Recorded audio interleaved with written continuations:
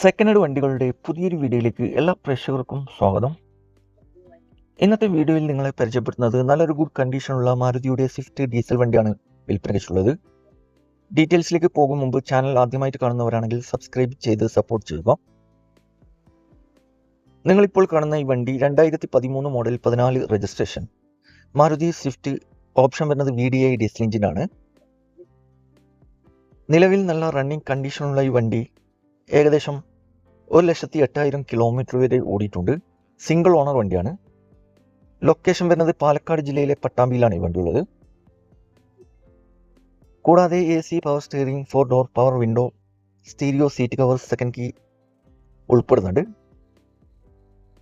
ഈ വണ്ടിക്ക് ചോദിക്കുന്ന വില 3,50,000 രൂപയാണ്. വിലയിൽ ചെറിയ മാറ്റങ്ങളൊക്കെ വരുത്തിത്തരും. നെഗോഷ്യബിൾ പ്രൈസ് ആണ്. ആവശ്യക്കാരുണ്ടെങ്കിൽ വീഡിയോയുടെ താഴെ കോൺടാക്ട് നമ്പർ കൊടുത്തിട്ടുണ്ട്, അതിൽ വിളിച്ചാൽ മതി.